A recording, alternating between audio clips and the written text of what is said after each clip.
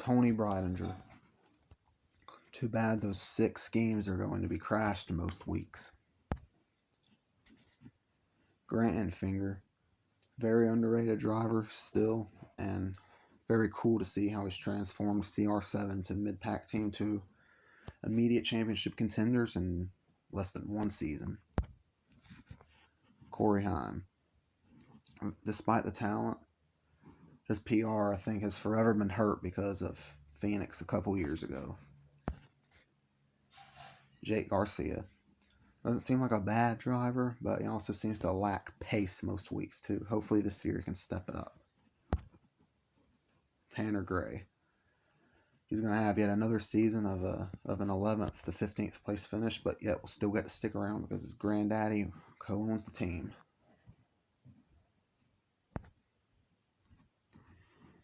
Gio Ruggiero. I honestly don't know much about this guy, but I heard he's very talented in late models. Maybe a little bit rushed, so expect a big learning curve along the way. Tyler Ankrum. For being written off by most of the NASCAR fans, he had a bit of a resurgence last year, making the playoffs. Hopefully he can return to victory lane for the first time in 5 years this year. Daniel Hemrick.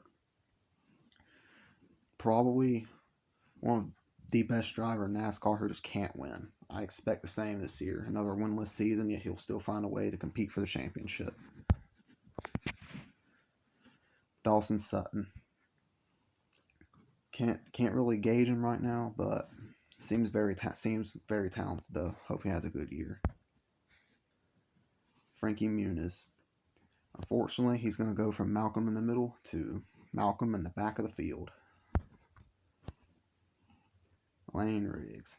Short track ace. I think he's one to look out for this year, I think.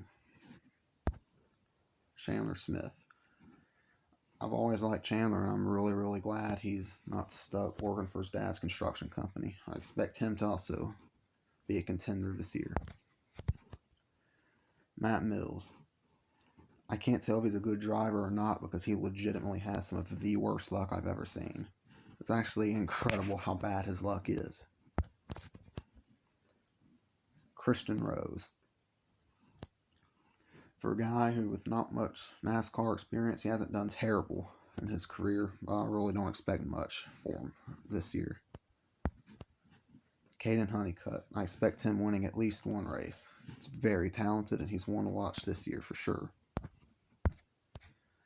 Stuart Friesen. Unfortunately, the Truck Series having a massive expansion in top-tier teams and good drivers. Friesen's been getting exposed big time. I expect another season where he misses the playoffs. Timmy Hill. Timmy Hill's going to do his usual thing of 20th place finishes and keeping the car clean. But for his team that small, that's exactly what they need to keep building. Rajah Caruth. If he makes Ultimate 23 Dragon mad, he's worth rooting for. Spencer Boyd. Every year I forget this guy is even in NASCAR. But then I remember he won that one Talladega race a few years ago. Andres Perez de Lara. Won the ARCA championship last year with no wins because he had no competition. I really don't expect him to do much this year. Connor Mosack. I think he's going to compete on the road courses, but everywhere else he'll just run the 10th to 15th range.